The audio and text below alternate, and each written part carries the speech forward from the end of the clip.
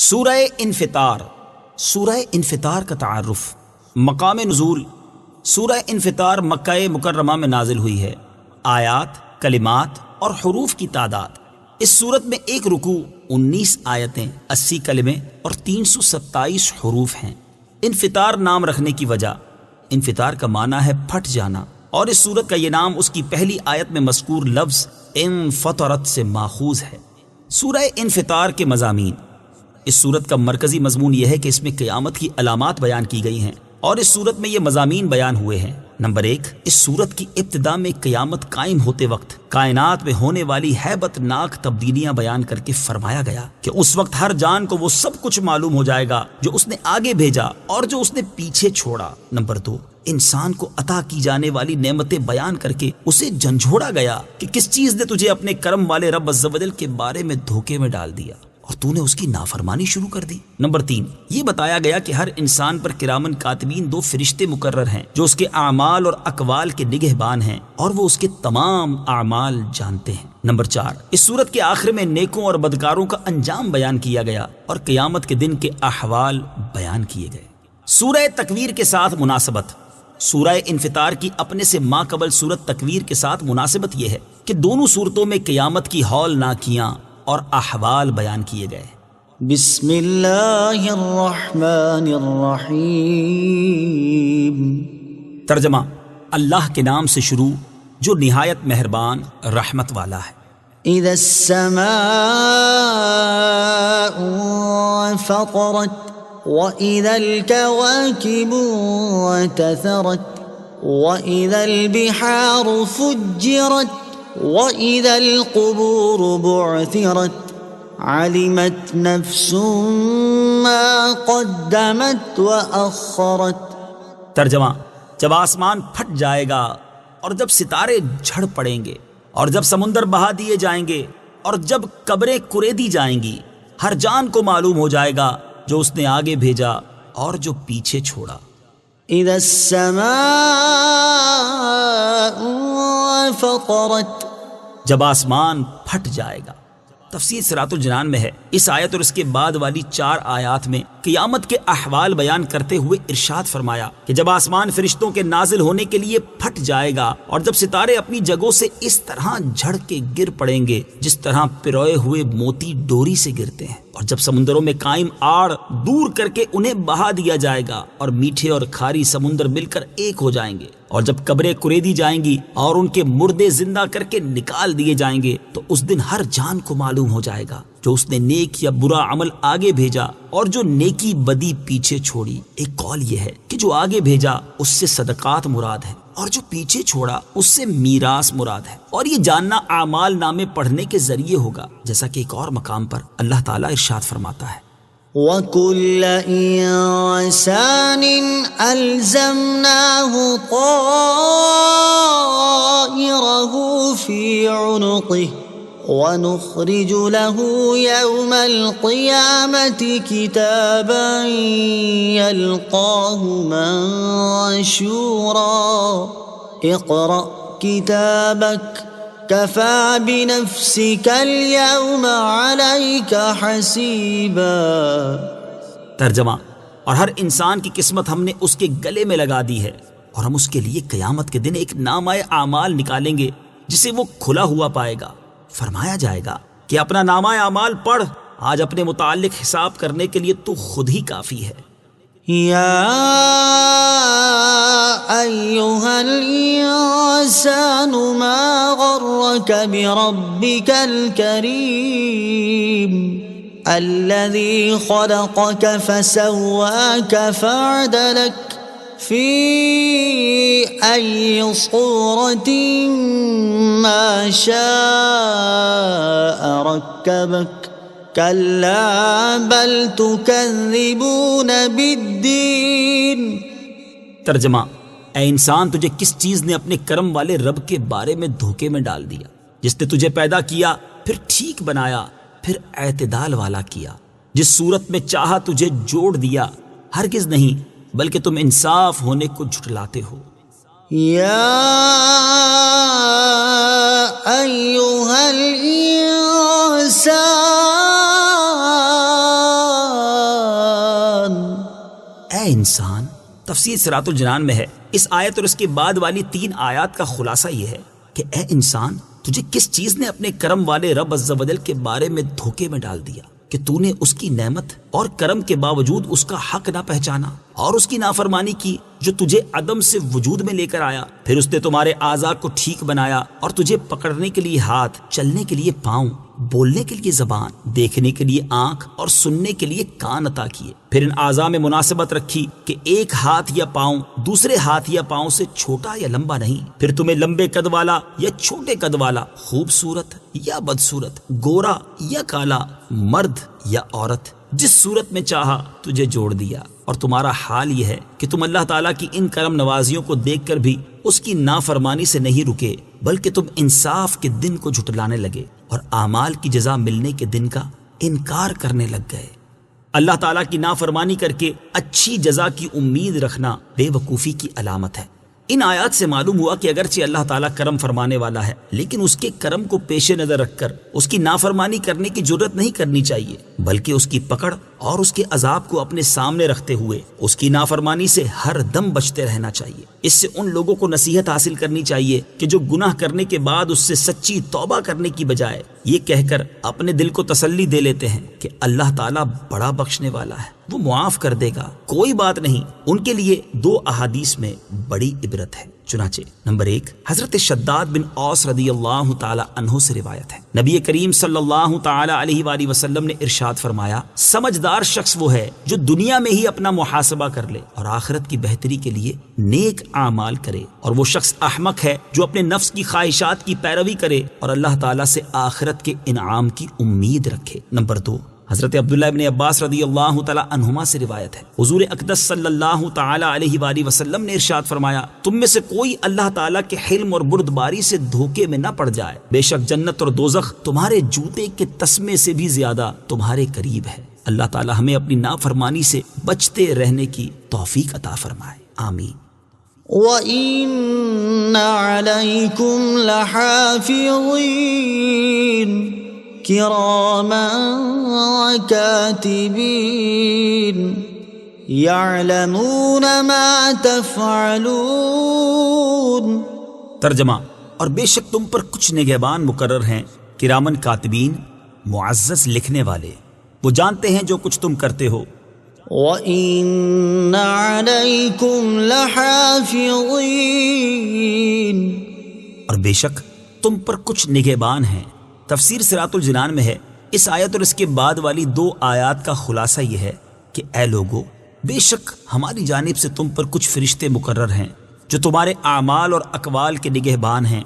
وہ فرشتے اللہ تعالیٰ کی بارگاہ میں معزز ہیں اور تمہارے اقوال اور اعمال لکھ رہے ہیں تاکہ تمہیں ان کی جزا دی جائے. وہ تمہارے ساتھ رہنے کی وجہ سے تمہارا ہر نیک اور برا عمل جانتے ہیں اور ان سے تمہارا کوئی عمل چھپا نہیں. محافظ اور نگہبان فرشتے، ان فرشتوں کے بارے میں ایک اور مقام پر اللہ تعالیٰ ارشاد فرماتا ہے، إِذْ يَتَلَقَّى الْمُتَلَقِّيَانِ عَنِ الْيَمِينِ وَعَنِ الشِّمَالِ قَعِيدٌ مَا يَلْفِظُ مِنْ قَوْلٍ إِلَّا لَدَيْهِ رَقِيبٌ عَتِيدٌ.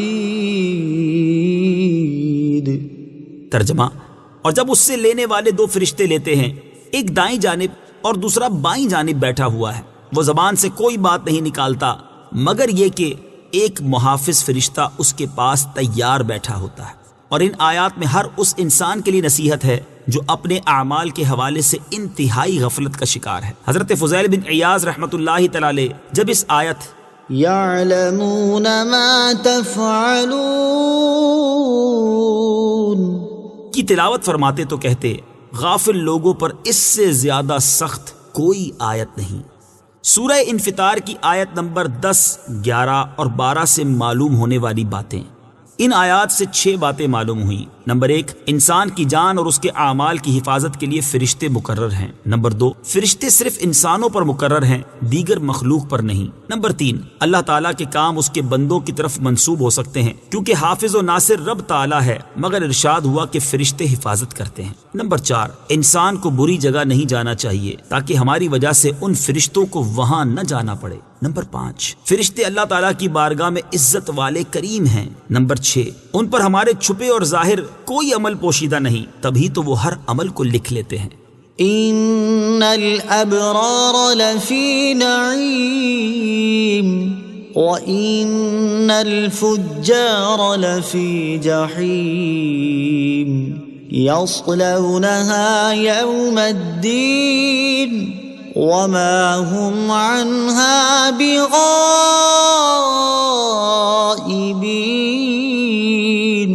وما أدراك ما يوم الدين ثم ما أدراك ما يوم الدين يوم لا تملك نفس لنفس شيئا والأمر يومئذ لله۔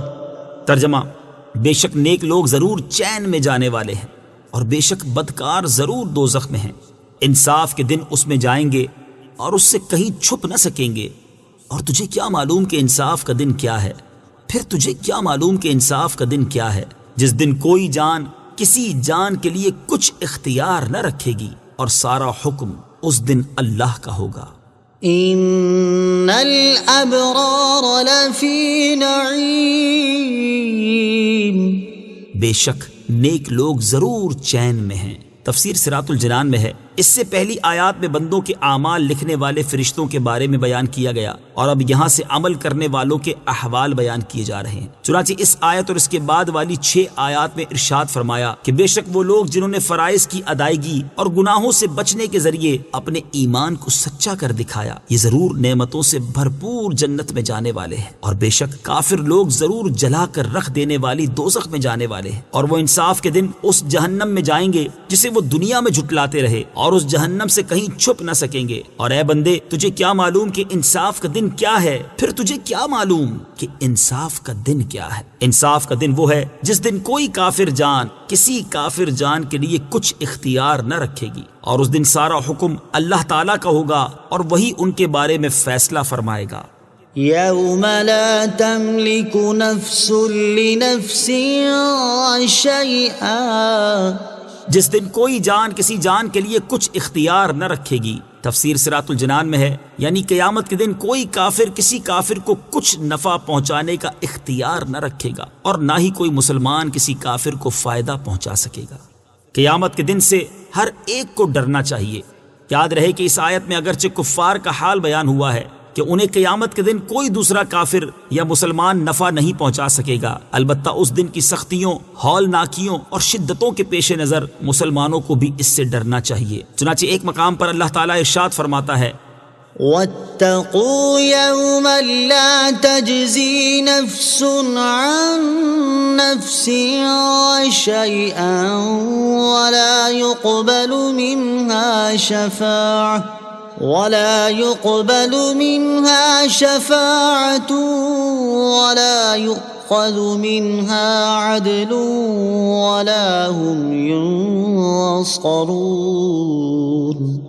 ترجمہ، اور اس دن سے ڈرو جس دن کوئی جان کسی دوسرے کی طرف سے بدلہ نہ دے گی، اور نہ کوئی سفارش مانی جائے گی، اور نہ اس سے کوئی معاوضہ لیا جائے گا، اور نہ ان کی مدد کی جائے گی۔ اور ارشاد فرماتا ہے، واتقوا يوما ترجعون فيه إلى الله ثم توفى كل نفس ما كسبت وهم لا يظلمون۔ ترجمہ، اور اس دن سے ڈرو جس میں تم اللہ کی طرف لوٹائے جاؤ گے، پھر ہر جان کو اس کی کمائی بھرپور دی جائے گی اور ان پر ظلم نہیں ہوگا۔ اور ارشاد فرماتا ہے، یا ایھا الناس اتقوا ربکم واخشوا یوما لا یجزی والد عن ولده يوما لا يجزي والد عن ولده ولا مولود هو جاز عن والده شيئا إن وعد الله حق فلا تغرنكم الحياة الدنيا ولا يغرنكم بالله الغرور۔ ترجمہ: اے لوگو، اپنے رب سے ڈرو اور اس دن کا خوف کرو جس میں کوئی باپ اپنی اولاد کے کام نہ آئے گا اور نہ کوئی بچہ اپنے باپ کو کچھ نفع دینے والا ہوگا۔ بے شک اللہ کا وعدہ سچا ہے، تو دنیا کی زندگی ہرگز تمہیں دھوکہ نہ دے اور ہرگز بڑا دھوکہ دینے والا تمہیں اللہ کے علم پر دھوکے میں نہ ڈالے۔ امام محمد غزالی علیہ رحمت اللہ الوالی فرماتے ہیں، قیامت کا دن وہ دن جس میں کوئی شک نہیں، یہ وہ دن ہے جس میں چھپی باتوں جیسے عقائد، اعمال اور نیتوں کو جانچا جائے گا۔ اس دن کوئی کافر جان کسی دوسرے کی طرف سے بدلہ نہ دے گی۔ اس دن کی ہولناکی اور شدت سے آنکھیں کھلی کی کھلی رہ جائیں گی۔ اس دن کوئی دوست کسی دوست کے کچھ کام نہ آئے گا۔ اس دن کوئی جان کسی کافر جان کے لیے نفع پہنچانے کا کچھ اختیار نہ رکھے گی۔ اس دن ان کفار کو جہنم کی طرف دھکا دے کر دھکیلا جائے گا۔ اس دن وہ کفار آگ میں اپنے چہروں کے بل گھسیٹے جائیں گے۔ اس دن ان کفار کے چہرے آگ میں بار بار الٹے جائیں گے۔ اس دن کوئی باپ اپنی اولاد کے کام نہ آ سکے۔